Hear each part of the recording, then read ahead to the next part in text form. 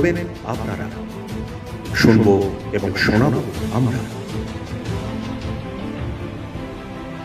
চোখ রাখুন একেবি টিভির পর্দায়।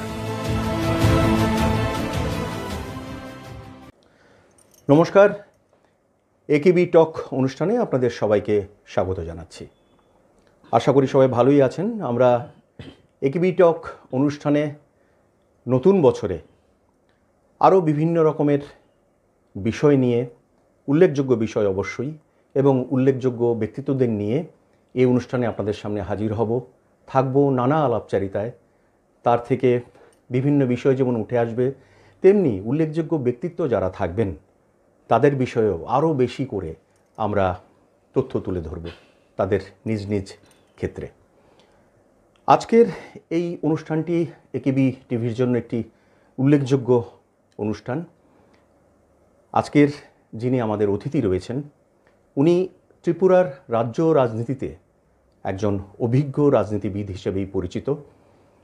তাকে আপনারা সবাই চেনেন। একেবি টিভি সৌভাগ্য যে তাকে আবার পুনরায় আপনাদের সামনে ওনার যে ব্যক্তিগত বিষয়গুলি আছে, ওনার মতামত আছে, ওনার ভাবনাগুলি আপনাদের সামনে তুলে ধরতে পারবো।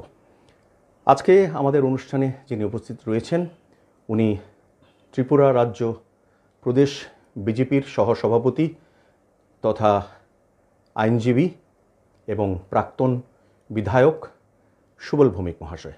আপনাকে একেবি টিভি স্টুডিওতে স্বাগত জানাচ্ছি। নতুন বছরের সবার প্রতি শুভেচ্ছা রইল। একেবি টিভির সমস্ত যারা আছেন সবার প্রতি আমার শুভেচ্ছা। নিশ্চয়। আপনার সঙ্গে আমি টিভি স্ক্রিনে আরও অনেকবার কাটিয়েছি।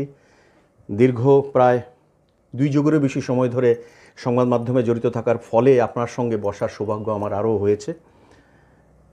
প্রথমে আমরা যে জিনিসটা জানতে চাইব, এবং আজকের যে বিষয়টি, প্রথম পর্বে যে বিষয়টি রাখছি, সেটা সুবল ভৌমিকই আমাদের কাছে একটি সাবজেক্ট। কারণ আপনি একজন অভিজ্ঞ রাজনীতিবিদ। আপনি বরাবর বিশ্বাস করেন যে একজন রাজনীতিবিদ কানেকশন এবং কন্ট্যাক্টে যদি থাকেন তাহলে তিনি কখনো আদর্শচ্যুত হন না, তিনি কখনো জনগণের থেকে দূরে যান না। আমি ঠিক এই বিষয়টির উপরে একটু আলোকপাত চাইছি আমাদের দর্শকদের সামনে। এটা সত্যি, এই যে আমি কোনো বিষয় হওয়ার মতো জায়গায় এখনো পৌঁছিনি। একটা মানুষ বিষয় কখন হয়? যখন মানুষটা সে একজন ব্যক্তি থেকে সে একটা আইডিয়াতে পরিণত হয়। মহাত্মা গান্ধী একটা বিষয়। তো এখানে মহাত্মা গান্ধীকে যখন জিজ্ঞেস করা হয়েছিল যে বাপুজি আপনি তো চলে যাবেন, আমাদের জন্য কি বাণী রেখে গেছেন, তখন মহাত্মা গান্ধী বলেছিলেন যে আমার জীবনটাই আমার বাণী, আলাদা করে কোনো বাণী রেখে যেতে হবে না। আমরা এখনো বিষয় হইনি। যাই হোক, এখন তুমি বিষয় বলছো, রাজনীতি এটা বা সমাজসেবা, পলিটিশিয়ান মানে সোশ্যাল ওয়ার্কার, এটার বিভিন্ন রকম ডেফিনিশন আছে, কিন্তু এটা একটা মানে সমাজের কাজ করা। যেহেতু দেশ গণতান্ত্রিক একটা ব্যবস্থা আছে, আর বিশেষ করে আমাদের দেশ তো মাল্টিপার্টি মানে ডেমোক্রেসি, সব দল, সব মত, সব জাতি, সব ধরনের মানুষ থাকবে। সুতরাং এখানে ব্যক্তিকে প্রাধান্য দেওয়া বা আমার যারা সোশ্যাল ওয়ার্ক তারা কখনো বিষয় হয় না। তারা মনে করে না আমি নিজেকে বিষয় হওয়ার জন্য আমি কাজ করি। ঠিক, আমার কাজটাই বিষয় থাকে। এক্স্যাক্টলি। সুতরাং কাজ করতে করতে অনেক সময় যদিও সাধারণ মানুষের চোখে সেটা ব্যক্তি ছাপিয়ে তার কাজটা বড় হয়ে যায়, তখন লোকটা আর ব্যক্তি থাকে না, সেটা একটা আইডিয়াতে পরিণত হয়। সুতরাং আমরা কাজ করে যাচ্ছি, কি হব, কোনো দিন বিষয় হব, সেটা মাথায় রেখে কাজ করিনি। ছাত্র জীবন থেকেই রাজনীতি করছি। একদম খুব ছোট্ট রাজ্য, একটা ছোট্ট ঘরানার মধ্যে আমরা রাজনীতিটা করি। আমরা কোনো মহারাষ্ট্র বা উত্তরপ্রদেশ, মধ্যপ্রদেশ বা গুজরাটের মতো বড় রাজ্য নয়। আমাদের রাজ্যে বা এটা ইউরোপেরও কোনো দেশ নয়, যে এখানে আপনার নোটিশ বোর্ডে একটা নোটিশ টাঙ্গিয়ে দিলে সেটা এভরিবডি সেটা ফলো করবে, সেই অবস্থা আমাদের নেই। আমাদের একটা নিজস্ব ঘরানা আছে। আমরা প্রান্তিক রাজ্য না, শুধু রিমোটেস্ট স্টেট অফ ইন্ডিয়া। তো সুতরাং আমাদের মতো ছোট্ট রাজ্য, ছোট্ট ঘরানায়, ছোট্ট সোসাইটিতে রাজনীতিতে এখানে নেতা তৈরি হয় না, এখানে নেতৃত্ব দেওয়ার কোনো সুযোগ নেই। সবাই সবাইকে চেনে। এখানে ভালো কার্যকর্তা হওয়ার জন্য কাজ করে। একজন ভালো কার্যকর্তা প্রয়োজন, যারা মানুষের বিপদে আপদে নিজের সব কিছু ভুলে ঝাঁপিয়ে পড়বে, সৎসম করবে। আমরা সেটা, আমাদের সীমাবদ্ধ ক্ষমতা, সীমাবদ্ধ অর্থনীতি। ছাত্র জীবন থেকে আমি যখন এমবিবি কলেজে পড়তাম, তখন নিপেনবাবু যখন মুখ্যমন্ত্রী হওয়ার পরে প্রথম দিকে এই রাজ্যে বামপন্থীদের বিরুদ্ধে কথা বলার লোক ছিল না। ৭৮-এ ক্ষমতায় আসার পর ধীরে ধীরে আমরা ৮০-৮১ সালে আমি এমবিবি কলেজে প্রথম এনইসিআই ইউনিটের সভাপতি হয়েছিলাম। তখন অনেকে এসএফআই করতো বা আমাদের প্রতিদ্বন্দ্বী ছিল। একটা অন্য ঘরানার রাজনীতি ছিল, প্রতিপক্ষ ছিল, লড়াই ছিল, আন্দোলন ছিল।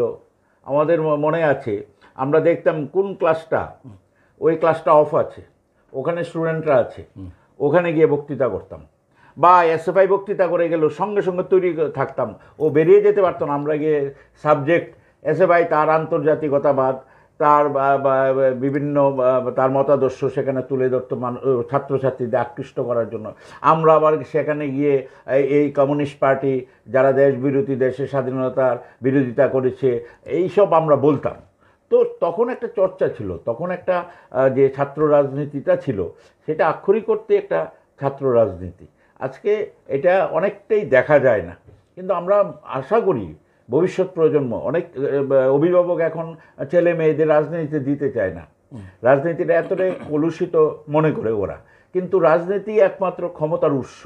আপনি যত চেষ্টাই করেন, এটাকে যদি আপনার ফেয়ার করা না যায়, এটাকে যদি আমরা সঠিক দিশায় না নিয়ে যেতে পারেন, রাষ্ট্র বা দেশ বা জনগণ কেউ তার সুফল কেউ পাবে না, এই রাষ্ট্র ব্যবস্থা থাকবে না।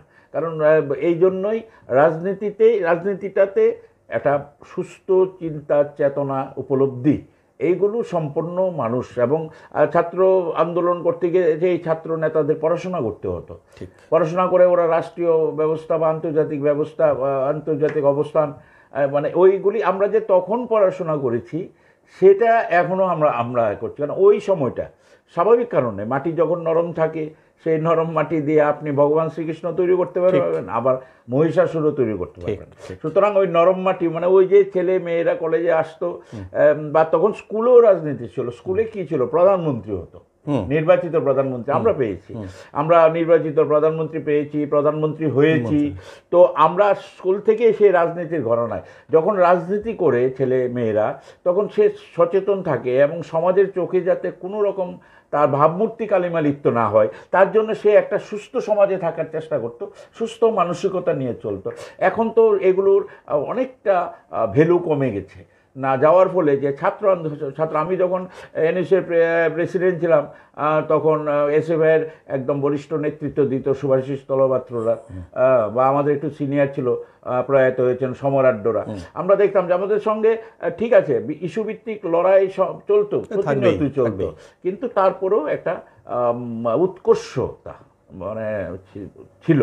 তো যাই হোক, রাজনীতির আঙ্গিনায় এসে আর আমরা ফিরে যেতে পারিনি। আমাদের সঙ্গের অনেকেই বড় বড় বিভিন্ন পোস্টে, বিভিন্ন কিছুতে, কেউ চিফ জাস্টিস, কেউ বিভিন্ন ডিপার্টমেন্টের সেক্রেটারি হয়েছে, ডাইরেক্টর হয়েছে, বিভিন্ন প্রতিষ্ঠিত হয়েছে। কিন্তু তাই বলে এটা আমাদের আফসোস করার কোনো নেই যে আমি রাজনীতিতে এসে কি আমি ভুল করলাম। আমি মনে করি না। আমি because I love my work, I love my job. আমি যদি আমার কাজটাকে ভালোবাসি, তাহলে আমি টায়ার্ড হব না। আমি কাজটাকে যদি ভালোবাসি, মানুষের জন্য যদি থাকে আমার মনটা কিছু করার জন্য, তাহলে আপনি ভালো থাকবেন, সুস্থ থাকবেন। অসুস্থ চিন্তা ভাবনা আপনাকে গ্রাস করতে পারবে না। যাই হোক, কাজের দ্বারাই পরিচয় হবে। তাই তো এই এখনও তো সুবল ভৌমিক এই বিষয়টিকে প্রাধান্য দিয়ে চলে যে একজন রাজনীতিবিদ হিসাবে জনসাধারণের সঙ্গে যে কানেকশন এবং কন্ট্যাক্টটা জরুরি। এইভাবে ওনার দিনলিপি শুরু হয়? কানেকশন অ্যান্ড কন্ট্যাক্ট দুটোর মধ্যে একটা পার্থক্য আছে। এখন রাজনীতিতে কন্ট্যাক্ট আছে।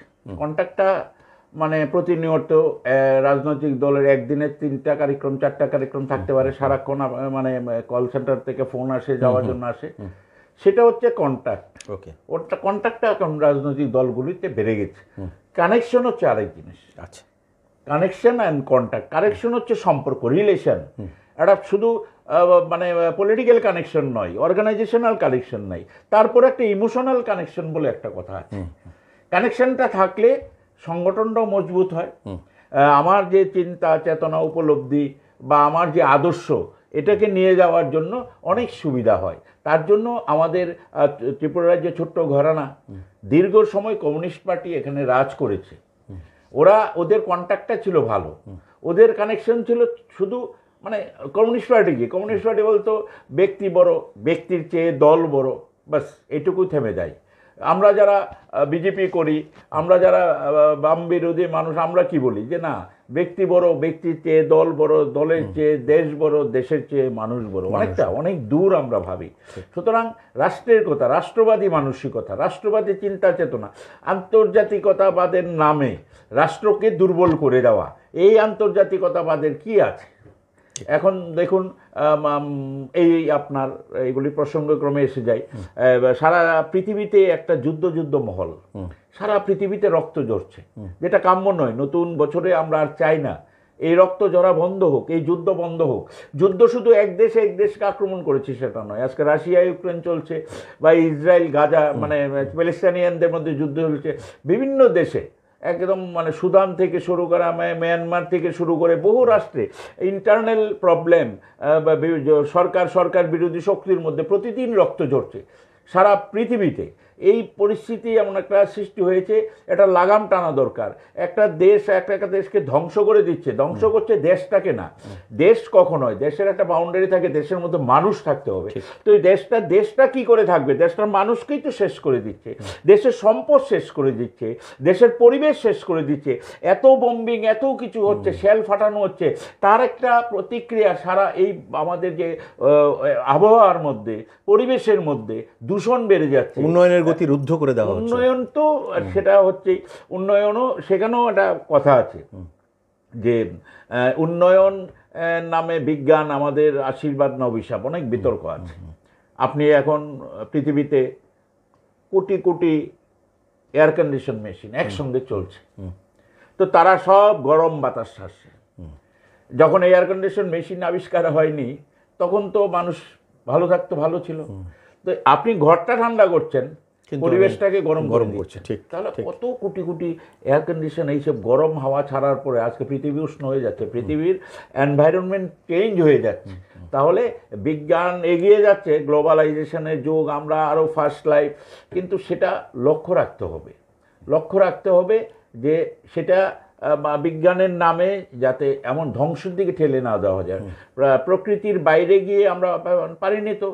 সারা পৃথিবীতে এবার এত ভয়াবহ বন্যা হয়েছে, এমন একটি দেশ দেখাতে পারবেন না যে দেশে বন্যা হয়নি।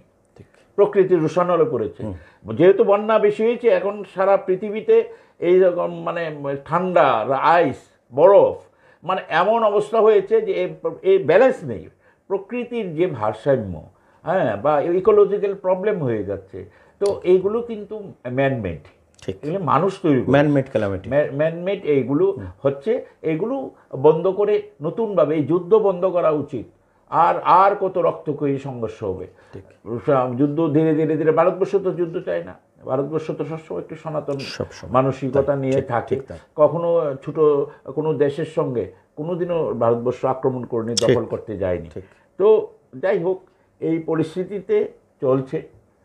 আমরা আরেকটি জিনিস জানবো এই পর্বে, যে একজন রাজনীতিবিদ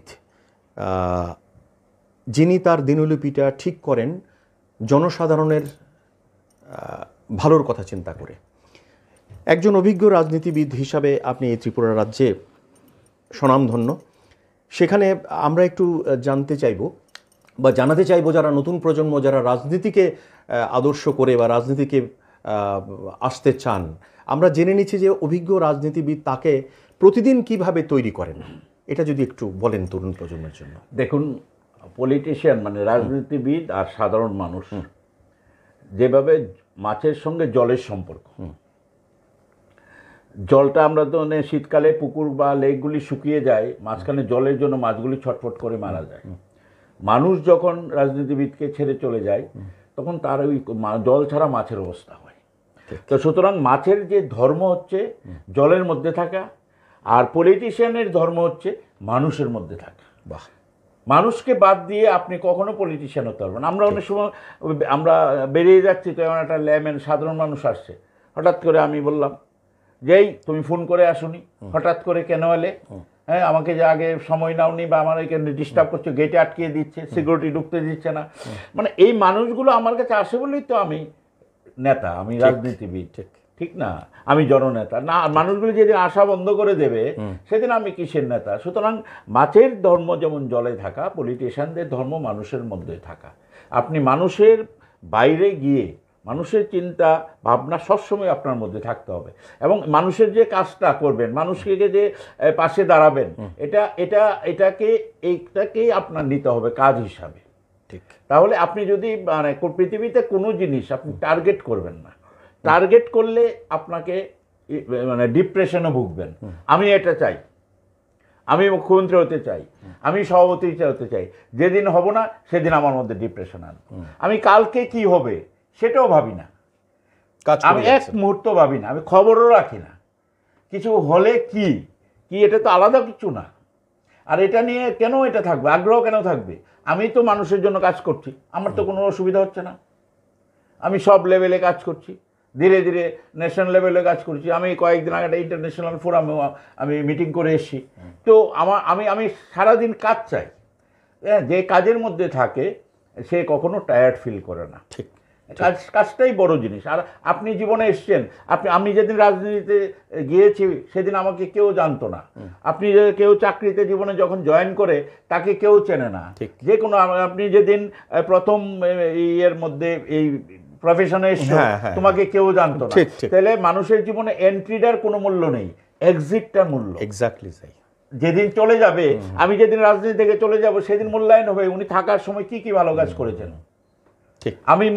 আপনি মুখ্যমন্ত্রী হয়েছেন, মুখ্যমন্ত্রী যেদিন হয়েছেন এটা নিয়ে কারোর মাথা ব্যথা নেই। আপনি চলে যাওয়ার পরে মূল্যায়ন হবে যে আপনি থেকে কি কি কি কি করেছেন।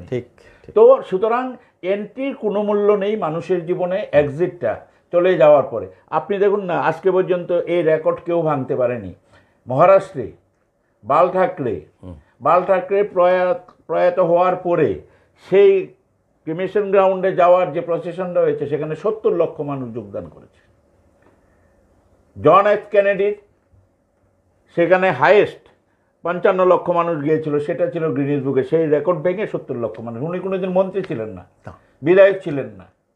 তাহলে বুঝতে হবে যে আমি এখানে কি দেখি, প্রায় 5 বছর মন্ত্রিত্ব করছে, 5 বছর পরে আর খবর থাকে না। এরপরে দেখা যায় তার বয়সটাকে তার দেওয়ার ক্ষমতা আছে কিন্তু শর্টফট করছে, কিন্তু আর কিছু হচ্ছে না। তো এই হয়ে কি লাভ? আপনি মানুষের মধ্যে থাকতে হবে, আপনি চেষ্টা করতে হবে যে আমি সর্বক্ষণ মানুষের জন্য কাজ করবো। আমি তো পলিটিশিয়ান, আমি তো অন্য প্রফেশন করি না। আমার কাজটাই হচ্ছে মানুষের পাশে থাকা, মানুষের বিপদ থাকা, মানুষের জন্য করা। কি করবেন আপনি? তাই আজকে মানব জীবনে এটা হচ্ছে কর্মটাই বড় জিনিস, কর্মই ধর্ম। এটা হচ্ছে সবচেয়ে বড় কথা। দর্শক বন্ধুরা, আমরা যে বিষয়গুলি আপনাদের সামনে উত্থাপন করতে পারছি, যে ভাবনাটা আপনাদের সামনে আমরা তুলে ধরতে পারছি, সুবল ভৌমিক মহাশয় তার ভাবনায় কিন্তু বুঝিয়ে দিচ্ছেন যে পৃথিবীর যেটা শ্রেষ্ঠ ভাবনা, যে কর্মই হচ্ছে ধর্ম, যেই বিষয়টি নিয়ে আমাদের দেশের মহাপুরুষ থেকে শুরু করে যারা জ্ঞান পুরুষ ছিলেন সবাই একই কথা বলেছেন যে কর্মই সবথেকে বড় ধর্ম, এবং সেটাই আপনার কৃতিত্ব প্রমাণ করবে। আমরা আলোচনায় থাকছি, নিয়ে নেব ছোট্ট একটি বিরতি, সঙ্গে থাকুন।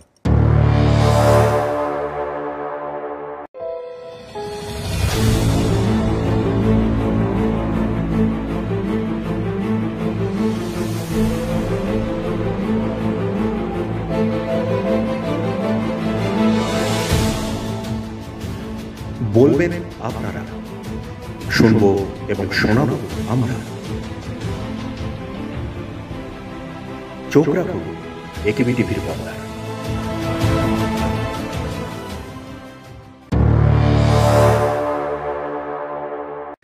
বিরতির পর আবার সবাইকে স্বাগত জানাচ্ছি একেবি টক অনুষ্ঠানে। আমাদের এই টক শোটি উল্লেখযোগ্য বিষয় নিয়ে, উল্লেখযোগ্য ব্যক্তিত্বদের নিয়ে আমরা কিছু ভাবনা আপনাদের সঙ্গে শেয়ার করি এবং কিছু তথ্যভিত্তিক কথাও আপনাদের সামনে তুলে ধরি। আজ তেমনই একটি শো, এই টক শোটি খুব উল্লেখযোগ্য আমাদের জন্য। সঙ্গে রয়েছেন ত্রিপুরা প্রদেশ বিজেপির সহসভাপতি তথা আইনজীবী এবং প্রাক্তন বিধায়ক সুবল ভৌমিক মহাশয়। আবার আলোচনায় যাচ্ছি। এই পর্যায়ে ছোট্ট করে একটু জানতে চাইব যে আপনি তো বহুদিন ধরে রাজনীতির সঙ্গে রয়েছেন, ব্যক্তিগত জীবনে নিজেকে দিনের শুরুটা কিভাবে করেন আপনি? আমি as per schedule of programme, অনেকে বলে যে এটা আমি সময়কে লক্ষ্য রাখি যাতে কর্মসূচিতে আমি সঠিক সময় পৌঁছতে পারি। কিন্তু শিডিউলটা এরকম না যে আমি সকালবেলা ঠিক 4টে উঠবো বা 5টায় উঠবো, এটা আমাদের দ্বারা সম্ভব হয় না। আর আমি একটু লেট নাইটে ঘুমাই, কারণ রাত্রি 10টার পরে রাত্রি 2টো অবধি এটা আমার একান্ত সময়। কিছু আমারও নেশা আছে, জাতীয় আন্তর্জাতিক স্তরের খবর দেখা, একটু পড়াশোনা করা, একটু জানা। তো এটা করতে করতে রাতে তো আমার যখন আমার প্রয়োজন বেরোতে হবে তার 2 ঘন্টা 2.5 ঘন্টা আগে আমি উঠে এটা আমি কোনো ঘুমোতে যে আমাকে বিছানায় ঘুমোতে হবে এমন কোনো কথা, আমি গাড়িতেও ঘুমিয়ে থাকি। অনেক সময় অবসর পেলে বসে আছি, হঠাৎ ঘুম পেয়ে গেল, কোনো অসুবিধা নেই। মানে ঘুম মানে হচ্ছে রেস্ট, ঘুমের কোনো ব্যাপার নেই। আর ঘুম হয় না এর জন্য কিন্তু শরীরটা খারাপ হয় না। ঘুম হয়নি গতকালকে এটা চিন্তা করে করে আরো বেশি শরীর খারাপ হয়। একদম একদম ঠিক। আপনি কাজের মধ্যে থাকবেন, ঘুম কোনো ফ্যাক্টরি না। ঘুম কারোর, আমি নিজেকে দায়িত্ব নিয়ে বলছি, প্রায় গত 6 বছর উপর হলো আমি নিজে একদম মেডিসিন ফ্রি মানুষ। বাহ। ওয়ান্স আপন এ টাইমে আমি 2 বেলা ইনসুলিন নিতাম, রাইজোডেক 2 বেলা, দুপুরে 21 ইউনিট, রাত্রিতে 24 ইউনিট, আমার 7টা ট্যাবলেট ছিল হাইয়েস্ট। তো আমি গত 6 বছরে আমি একটা মানে ডাইজেনও নেইনি। আমি দেখেছি যে আমি মানে মেডিসিন হচ্ছে মানুষের শত্রু। আর পৃথিবীতে সবচেয়ে বেশি মানুষ মারা যায় এডিআর, অ্যাডভান্স ড্রাগ রিয়াকশন। ঠিক, একদম ঠিক। আপনি নিজেকে সুস্থ রাখার জন্য কয়েকটা কি বিষয় নিয়ে আপনারা যদি একটু সচেতন হন। আমি তো ট্রেন খুব চড়ি না, খুব কম। আমি সবসময় আমার গাড়িতেই, লং ডিস্টেন্সও যাই। আমি ধর্মনগর গেলেও রাত্রিতেই ফিরে আসি, সাবরুম গেলেও রাত্রিতেই ফিরে আসি, কারণ পরের দিন আবার কর্মসূচি থাকে। কর্মসূচি মানে খুব বৃহৎ কর্মসূচি না। আমি মনে করি যে কত মানুষের সামনে আমি বক্তৃতা করলাম এটা বিষয় নয়। আমি প্রতিদিন কয়টা পরিবারের কাছে গেলাম, কয়টা মিটিংয়ে আমি অ্যাটেন্ড করলাম, সেটার সংখ্যা নিয়ে আমি বিবেচনা করি। কত মানুষ, এই যে ধরুন আপনার বিবেকানন্দ ময়দানে বড় বড় মিটিং হয়, প্রাইম মিনিস্টার আসে, দেখবেন যারা যায় তাদেরকে আপনি মিটিংয়ের পর জিজ্ঞেস করবেন যে প্রধানমন্ত্রী কী বলেছেন, কেউ বলতে পারেন। 10 জনকে জিজ্ঞেস করলে কেউ বলতে পারে না। বাড়িতে এসে হয় আপনার ইলেকট্রনিক মিডিয়া থেকে শুনবে, নয় পরের দিন প্রিন্ট মিডিয়া দেখে বলবে যে প্রধানমন্ত্রী এই বলে গেছে। ওখানে গিয়ে দেখবেন যে কত মানুষ হয়েছে, কম্পেয়ার করছে আগের মিটিংয়ে কত হয়েছে, বর্তমান মিটিংয়ে কত বেশি হয়েছে, এবার আমরা ক্ষমতায় আসছি, বুট বাদাম খাচ্ছে, গল্প করছে, কিন্তু এসব নাই। সুতরাং সংখ্যায় সব কিছু হয় না। আমি একটা জিনিস বিশ্বাস করি, সংখ্যার বিচারে পৃথিবীর কোনো লড়াই কখনো সফল হয় না। কত সংখ্যা দিয়ে আপনি লড়াই, আপনি যে প্রতিষ্ঠান করতে যাচ্ছেন কতজন নিয়ে শুরু করেছেন, এটা কিন্তু কোনো মূল্য নেই। আপনার লক্ষ্য নিশানা যদি সঠিক থাকে, 2 জন নিয়ে শুরু করবেন, 2 লক্ষ গিয়ে পৌঁছবেন। আবার 2 লক্ষ নিয়ে হাঁটা দেখবেন দিশাহীন, লক্ষ্যহীন, আপনি দুজনে গিয়ে পৌঁছে যাবে। সুতরাং কোনো কিছুর আপনার সংখ্যার বিচারে, যেমন কমরেড কানু সান্যাল বিশিষ্ট নকশাল, একটা সময় চারু মজুমদার কানু সান্যাল, আমরা যখন ছোট স্কুলে পড়ি তখন তো মানে নকশাল আন্দোলন, ইউনিভার্সিটির গোল্ড মেডেলিস্ট স্কলাররা মানে বুক চিটিয়ে বুলেট নিয়েছে। যাই হোক, ভুল শুদ্ধ সেটা অন্য ব্যাপার, কিন্তু লড়াই করেছে জীবনকে বাজি রেখে। এই কমরেড কানু সান্যাল একটা কথা বলতেন যে একটা দেশলাইয়ের কাঠি একটা দাবানলের সৃষ্টি করে, সেই দাবানলে হাজার হাজার মাইল বন পুড়ে ধ্বংস হয়ে যায়। তো সুতরাং তুমি একটা দেশলের কাঠি তৈরি করো, তুমি একটা দেশলের কাঠি হও, তোমার সেই আগুনে কিন্তু হাজার হাজার মাইল বন ধ্বংস হবে। সুতরাং তৈরি হতে হবে দেশলের কাঠি, তৈরি করতে হবে। সংখ্যা দিয়ে হয় না। কত সংখ্যায় লোক সংখ্যা আমরা অনেক দেখেছি। এই যে মানে বারবার জাতীয় কংগ্রেস ত্রিপুরা এই স্টেবল গ্রাউন্ডে বড় বড় মিটিং করেছে, সোনিয়া গান্ধী, রাজীব গান্ধী, মনমোহন সিং, এই সবাই, কিন্তু পরে দেখা যায় 10টা আসন পায় না, 10টা আসন পায় না। তো আমিও করেছি, আমিও বিধায়ক ছিলাম কংগ্রেসের, কিন্তু ওরা ওখানে বসে মানুষের মাথা গুনত। এইভাবে লড়াই হয় না। আপনাকে একটা দিশা লক্ষ্য স্থির করতে হবে। আর এই বর্তমান তো প্রচার যন্ত্র অনেক সুবিধা। আমি এখানে আপনার সঙ্গে এখন একটা ফটো নিলাম, এটা আমি দিয়ে দিলাম সোশ্যাল মিডিয়ায়, সারা পৃথিবীর মানুষ বুঝে গেল। তাই স্বামী বিবেকানন্দ যখন পদব্রজে ভারত ভ্রমণ করলেন, ইউরোপ আমেরিকা সফর করলেন এবং শিকাগোতে ধর্ম মহাসম্মেলনে বক্তৃতা করলেন, তখন কিন্তু প্রিন্ট মিডিয়াও ছিল না, ইলেকট্রনিক মিডিয়াও ছিল না, ইভেন সোশ্যাল মিডিয়াও ছিল না।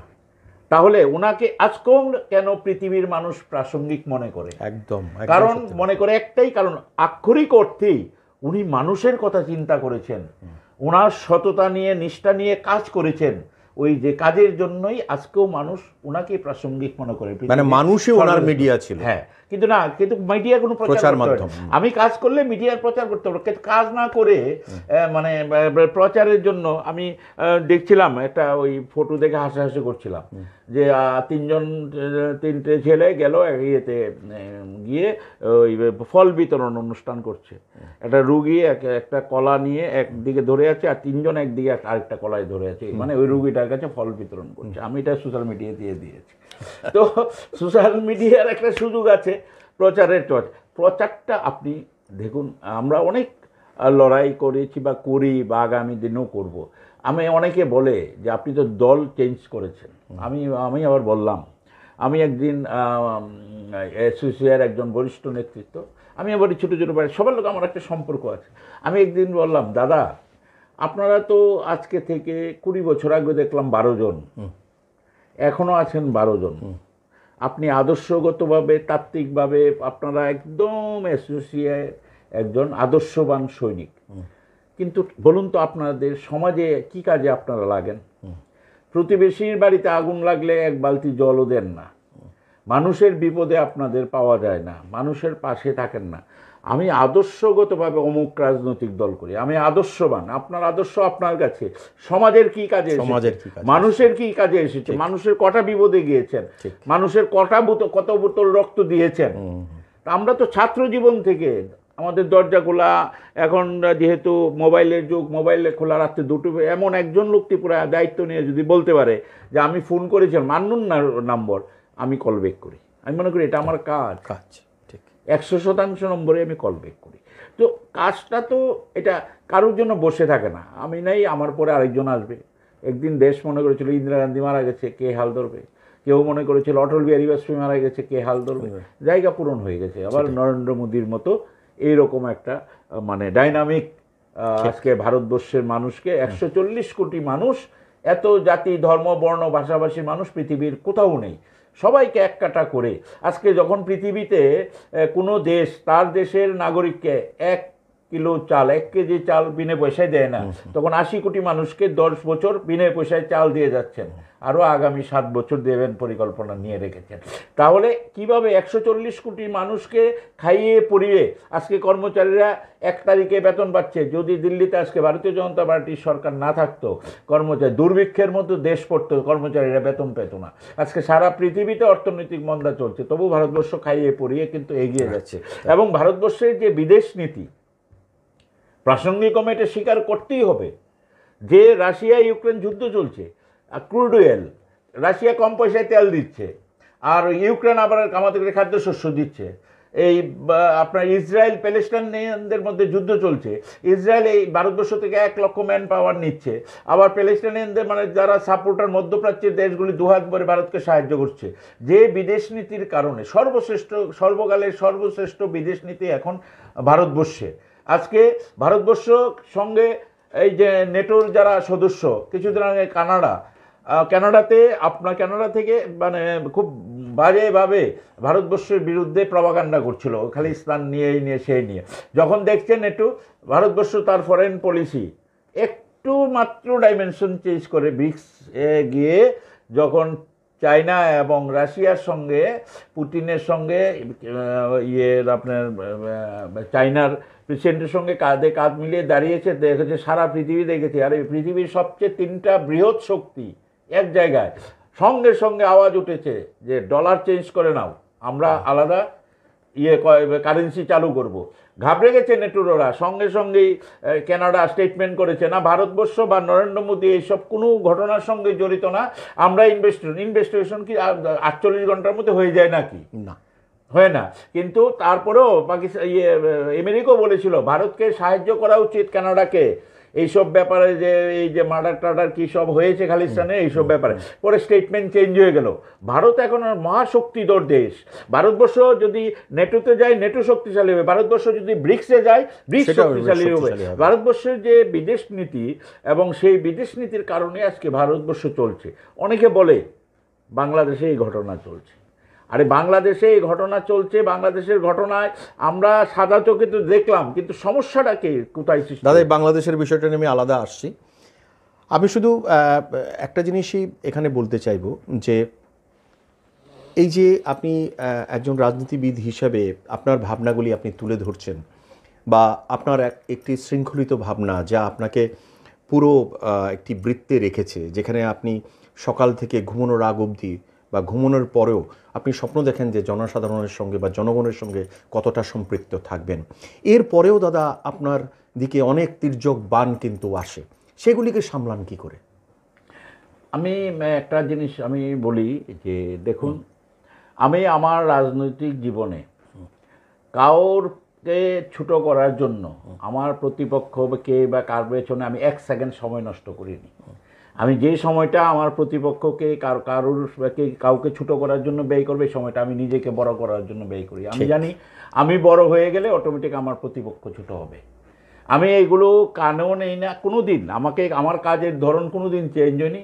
আর আজকে পর্যন্ত রাজনৈতিক 45 বছরের ছাত্রজীবন থেকে যে রাজনীতি, কোথাও এক লাইন অরাজনৈতিক কথা বলেছে, কাউকে ব্যক্তিগত নিশানা করে কথা বলেছে, কারোর প্রতি দুর্ব্যবহার করেছে, বা সুবল ভৌমিকের বাড়িতে গিয়েছে, সুবল ভৌমিক একজন সাধারণ মানুষ, আমার মনে হয় না সেরকম কোনো অভিযোগ আমাকে শুনতে হয়েছে। তাহলে এই তির্যকবান কোথা থেকে আসছে? ঠিক, যারা মানে সাধারণ মানুষ করছে না, সাধারণ আমার পার্টির কার্যকর্তা কেউ করছে না, তাহলে থাকতেই পারে। এটা আমাদের হিউম্যান ক্যারেক্টার। এগুলি আপনাকে কোনো রকম ভাবে থামাতে পারে না। আমি ভাবি না এগুলি ভাবলে আপনার সময় নষ্ট হবে এবং আপনি আরও মানে ছোট পরিসরে চলে আসবেন। আপনি যত বেশি বড় মন থাকবে তত বড় নেতা হবেন, আর যত বেশি মানুষের জন্য চেষ্টা করবেন তত বেশি মানুষের কাছে চলে যাবেন।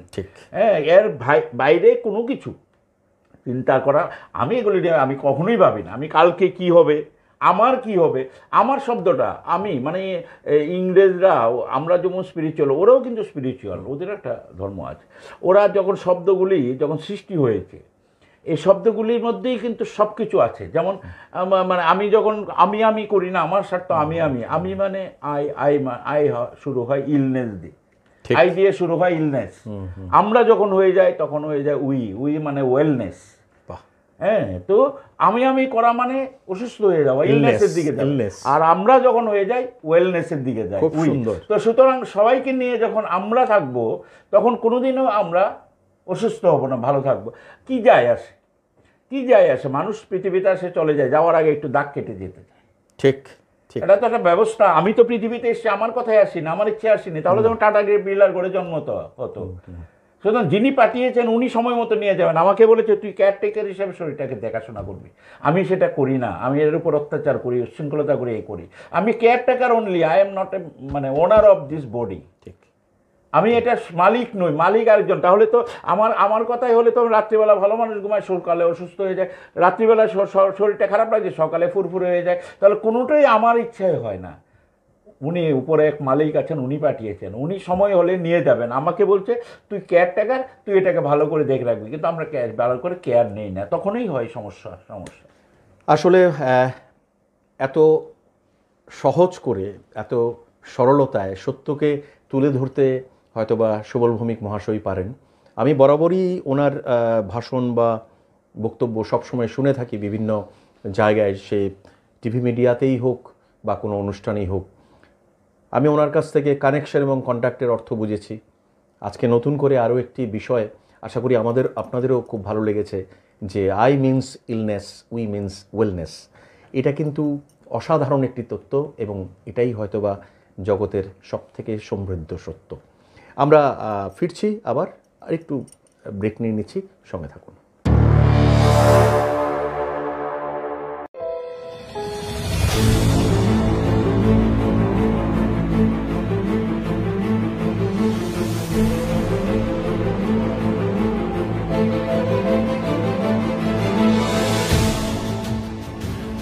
বলবেন আপনারা, শুনবো এবং শোনাবো আমরা।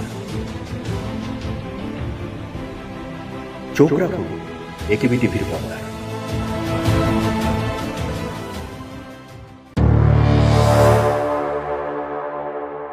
ফিরে এলাম আবার বিরতির পর।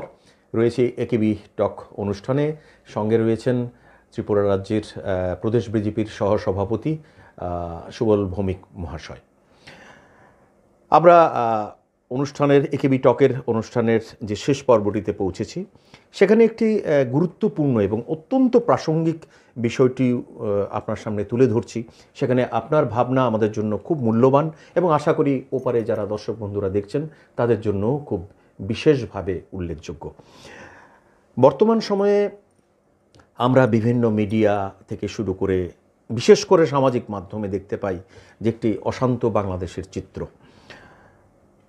আমরা যেদিন থেকে এই অশান্তের বিষয়টির চিত্রটি, তার কিছুদিন আগেও কিন্তু আমরা ত্রিপুরাবাসী বা ভারতবাসী যেটাই বলুন না কেন, যে বাংলাদেশ কিন্তু আমাদের কাছে কোনো দেশ ছিল না, সেটা আমাদেরই আরেকটি ভূমি, আত্মীয়র দেশ, এবং বাংলাদেশকে আলাদা কোনো দেশ হিসেবে জানতাম না। এটা আমাদেরই একটি অঙ্গ, বা বাংলাদেশও কখনো ভারতবর্ষ, বিশেষ করে ত্রিপুরাকে ৭১-এর মুক্তিযুদ্ধে যে ত্রিপুরার অবদান রয়েছে, সেখানে তার যে জনসংখ্যা ছিল তার থেকে বেশি যে একসঙ্গে মিলেমিশে, আমি আশ্রয়দান কখনোই বলতে চাই না, এখানে একজন আত্মীয়ের বিপদে আরেকজন আত্মীয় আসবেই, সেটাই স্বাভাবিক।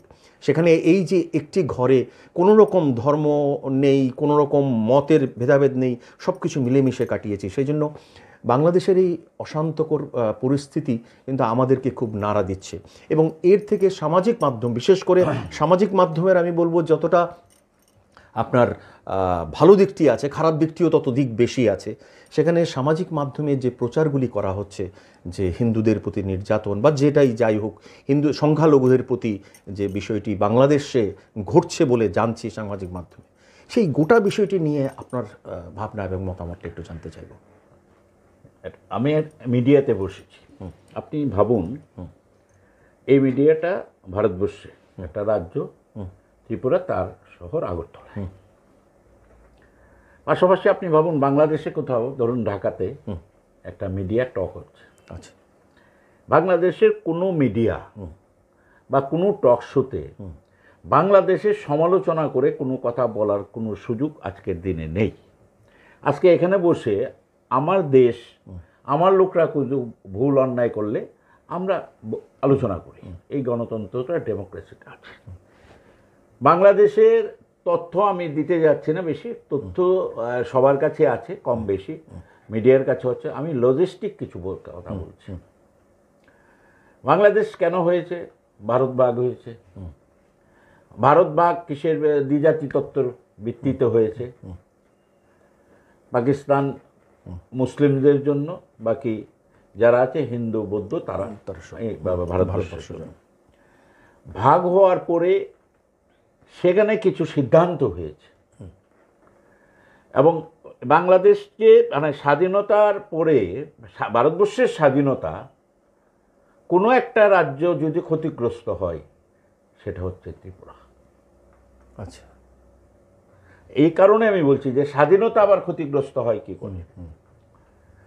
কারণ ভারতবর্ষ যখন স্বাধীন হয়েছে তখন প্রধানমন্ত্রী জওহরলাল নেহেরুজি তড়িঘড়ি প্রধানমন্ত্রী হতে গিয়ে জিন্নাহ সাহেবের সঙ্গে মিলে পূর্ব পাকিস্তান এবং পশ্চিম পাকিস্তানের একটা মানচিত্র প্রকাশ করেছে।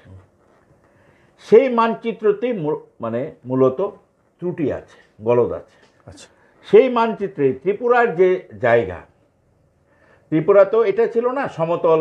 আমি যদি আপনাকে জিজ্ঞেস করি শচীন দেববর্মনের বাড়ি কুমিল্লা কেন, এটা তো বাংলাদেশ, তাই নাকি বাংলাদেশি? বলে না, ভারতীয়। ঠিক। তাহলে কুমিল্লা কেন? তাহলে এই কুমিল্লা, ব্রাহ্মণবাড়িয়া, নোয়াখালীর একটা অংশ, সিলেটের একটা অংশ ত্রিপুরা ছিল। তাই আমাদের রাজারা গরমের সময়, গ্রীষ্মের সময় যখন যেতেন শিলং রাজবাড়িতে, তখন জাতীয় সড়ক ছিল না। এই সিদাই মোহনপুরের দিকে রাস্তা ধরে ধরে খোয়াই হয়ে ঢুকে গেল, মানে হবিগঞ্জ হয়ে শ্রীমঙ্গল হয়ে ওই দিক দিয়ে ঢুকতো শিলংয়ে। এই জায়গাগুলি, সিলেটের এই অংশটা সবটা ত্রিপুরা ছিল। আজও যতটুকু জানি কাগজপত্রে ত্রিপুরাই লেখা আছে। এখন ত্রিপুরা ছিল, এই যে ত্রিপুরাটা বা গ্রেটার ত্রিপুরা, চাকলা রসুনাবাদ, এই জায়গাটাকে মানচিত্রে পূর্ব পাকিস্তানে দেখে দেওয়া হয়েছে। আচ্ছা, তখন 46-এ আমাদের 1946 আমাদের মহারাজ বীর বিক্রম কিশোর মাণিক্য বাহাদুর প্রয়াত হয়েছেন। তার স্ত্রী, ওনার স্ত্রী মহারানী কাঞ্চন প্রভা দেবী দায়িত্ব নিয়েছেন। তখন অলরেডি মেন্টাল সেট আপ হয়ে গেছে ত্রিপুরার মহারানীর বা ত্রিপুরার রাজাদের, যে আমরা ভারতবর্ষে মার্চ করব। আচ্ছা, তো ভারতবর্ষে যখন মার্চ করব, মার্জার যেহেতু হবে, এই ছোটোখাটো বিষয় নিয়ে ইন্ডিয়ার সঙ্গে ঝামেলায় গিয়ে লাভ নেই। তবু এখানকার কিছু বুদ্ধিজীবী, লালু কর্তারা, তখন ননী কর্তারা ইয়াং ছিল, মানে জিষ্ণু কর্তার বাবা, তারা কি করলো, বারবার ভারত সরকারের কাছে 2-3 বার গেছে, কিন্তু যাওয়ার পরে সেটাকে সংশোধন করার জন্য, এটা কখনো পূর্ব পাকিস্তানের না। এর মধ্যে দেখা গেল পাকিস্তানের মদতে ত্রিপুরার মধ্যে, ত্রিপুরা তখন তো আমরা যাইনি ভারতবর্ষ, আমরা তো মানে ইন্ডিয়ান ফ্রিডম স্ট্রাগলে অংশগ্রহণ করিনি, আমরা ছিলাম ইন্ডিপেন্ডেন্ট কান্ট্রি। 1946-এর 15ই অক্টোবর আমরা মার্চ করেছি। আমরা তখন এটার মধ্যে আলোচনা চলছে এবং দুভাগ হয়ে গেল যে আমরা পাকিস্তানের সঙ্গে চলে যাব, মাত্র পাকিস্তান হলো। একটা অংশ বলছে না, আমরা ভারতবর্ষের সঙ্গে থাকবো। পাকিস্তানের সঙ্গে যাওয়ার জন্য রাজ পরিবারের ওই দুর্জয় কর্তা, পিয়ারে মাস্টার বাগান যেটা বলে, পিয়ারে মিয়া, তারপরে আপনার গেদু মিয়া, তারা একটা ফ্রন্ট তৈরি করলো।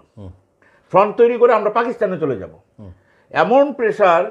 এবং কাঞ্চন প্রভা দেবী সাইলেন্ট হয়ে গেলেন, কোনো ভূমিকা নিতে পারছেন না। তারপরে আবার পরবর্তী সময়ে যাই হোক, আমরা ভারতবর্ষে মার্জার হয়েছে, হওয়ার পরেও একটা আওয়াজ উঠেছে যে ত্রিপুরা আসামের একটা জেলা হবে, তার কোনো আলাদা রাজ্যের সত্তা থাকবে না। তখন আবার ত্রিপুরার প্রবীণ নাগরিক, বিভিন্ন রাজনৈতিক দলের রাজনীতিবিদরা তারা আওয়াজ তুললো যে না, আমাদেরকে আলাদা রাজ্য করতে হবে। সেটাতে মানে কংগ্রেস, কমিউনিস্ট, বিজেপি, সেটা কোনো ভাগাভাগি ছিল না, সবাই মিলে করলো না, আমরা আলাদা রাজ্য থাকবো। তারপর এটা আলাদা রাজ্য হলো। এখন আমি ত্রিপুরার প্রসঙ্গটা কেন এসছি আজকে বাংলাদেশের প্রসঙ্গে, কারণ এই যে বাংলাদেশে আওয়াজ উঠছে, এই আগরতলা দখল করব, ত্রিপুরা দখল করব, এইটুকু ত্রিপুরা নিয়ে কেন ভারতবর্ষ দখল করব, এত রাজ্য আছে না, ত্রিপুরা দখল করব। কারণ হচ্ছে ত্রিপুরা একটা, তাদের কাছে একটা অ্যালার্জি। ত্রিপুরার নাম শুনলে ওদের প্রতিক্রিয়া হয়। কারণ কি?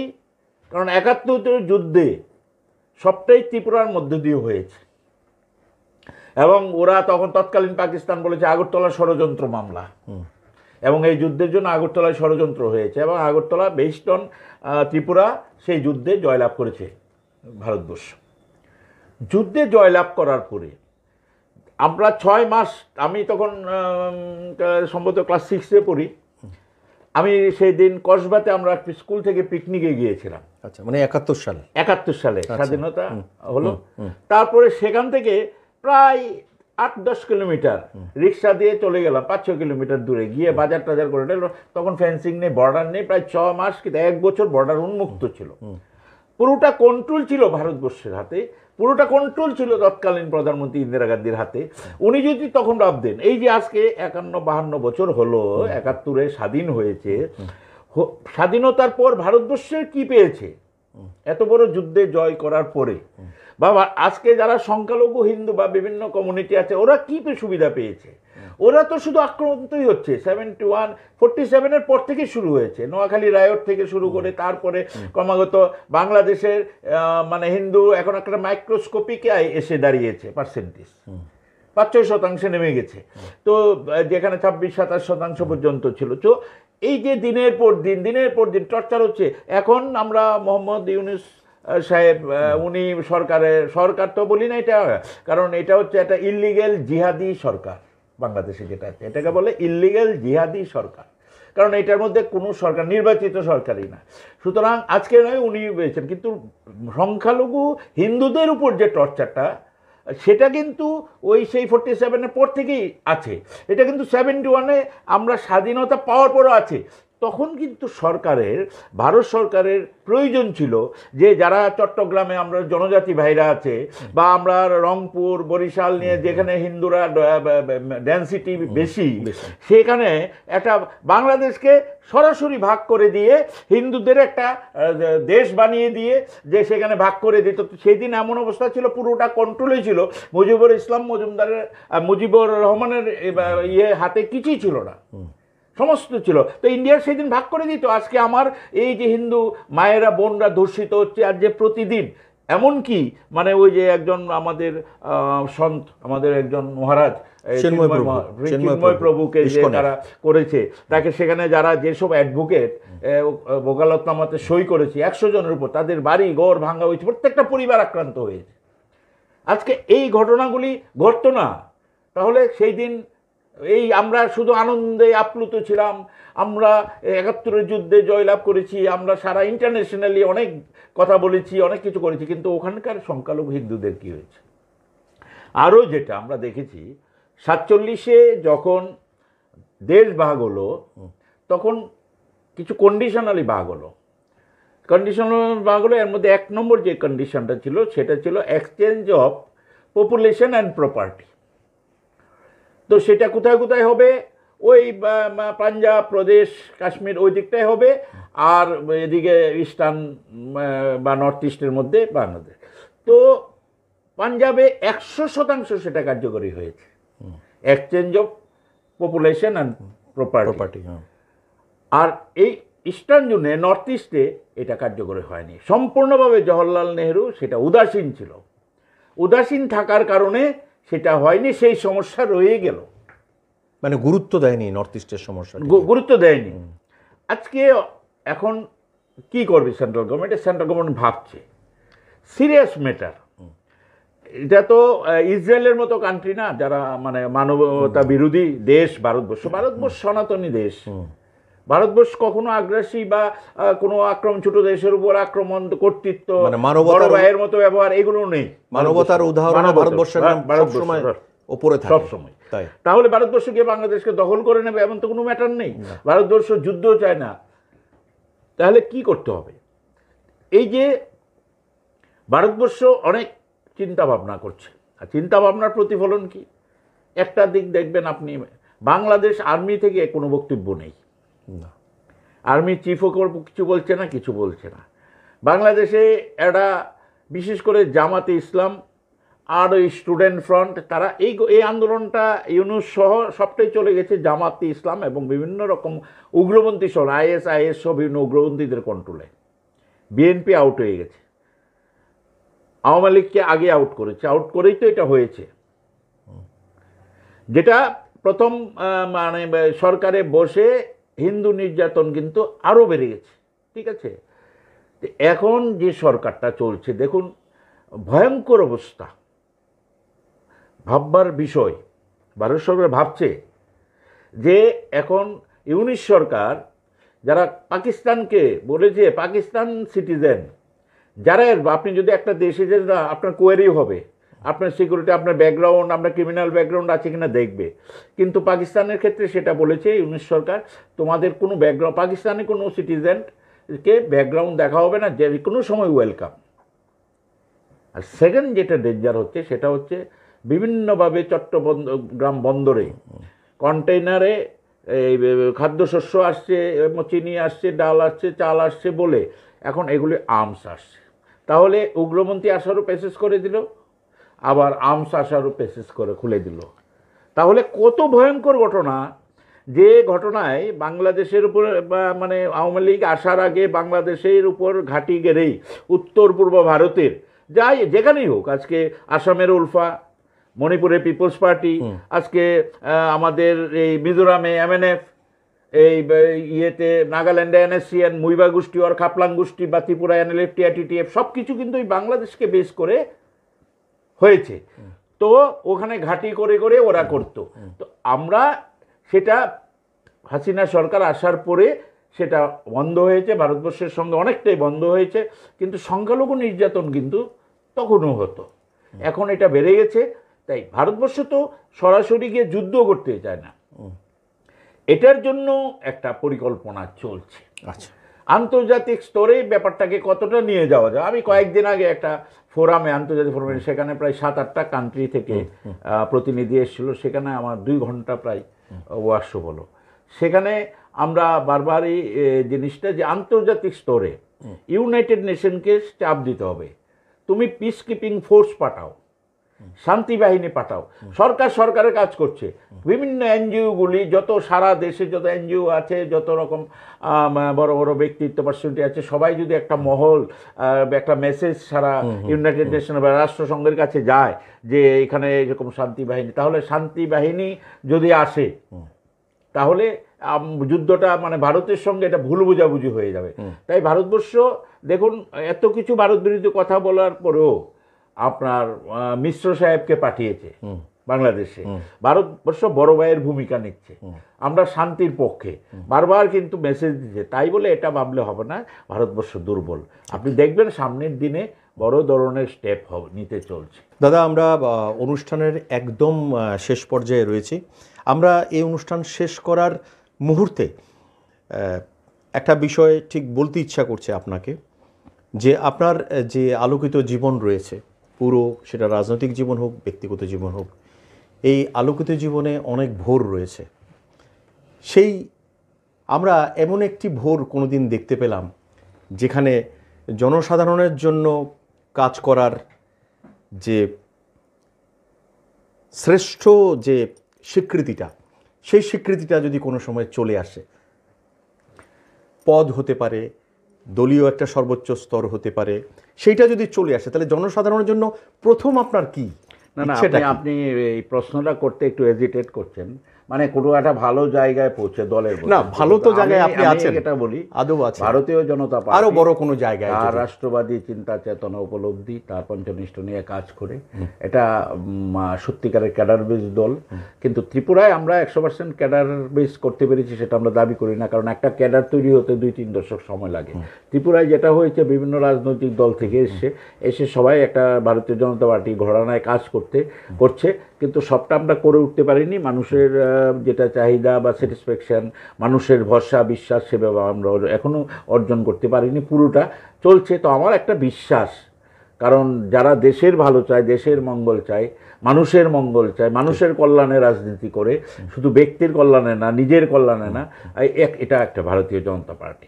ভারতীয় জনতা পার্টি আজকে দেশকে কোথায় নিয়ে, আমাদের রাজ্যে দেখুন না আজকে কত উন্নয়ন। অনেকে আমাকে বলছে বহির্বিশ্বের সাথে যোগাযোগ ব্যবস্থা থেকে সব এসে রেখেই বলছে, আমি তো এই 10 বছর আগে এসেছিলাম, অনেক চেঞ্জ হয়েছে এবং প্রতিদিন কাজ চলছে।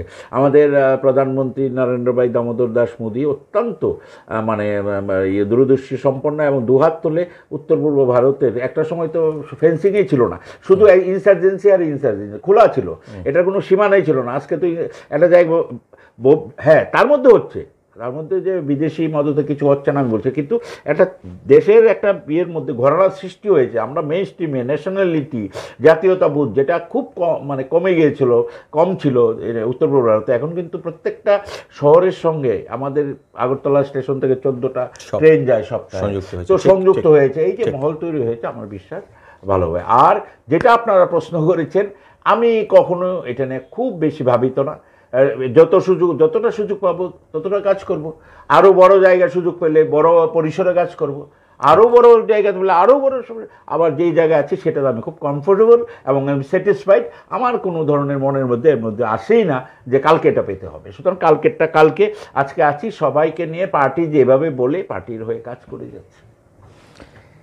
এইরকম ধরনের উত্তর আশা করি সুবল ভৌমিক মহাশয়ের কাছ থেকে আশা করা যায়, যিনি শুধু অভিজ্ঞ রাজনীতিবিদই নন, একটি আদর্শে বিশ্বাসী, যে আদর্শ তাকে জনগণের কাছে রাখে, জনগণের পাশে রাখে এবং নিজেকে জনগণের সাথে সম্পৃক্ত করে উনি ওনার কাজকে সেভাবে এগিয়ে নিয়ে যান।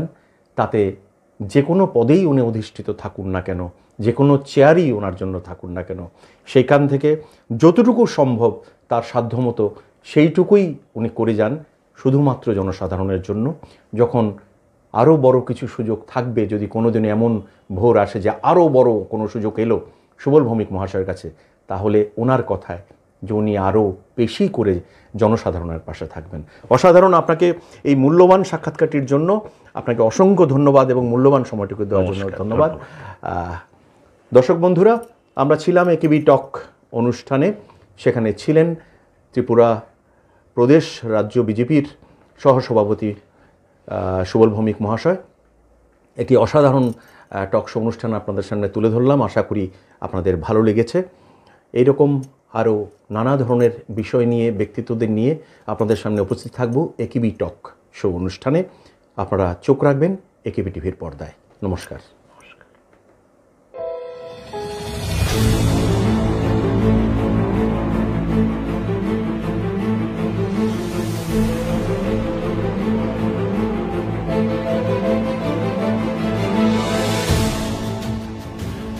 বলবেন আপনারা, শুনবো এবং শোনাবো আমরা। চোখ রাখুন একেবি টিভির পর্দায়।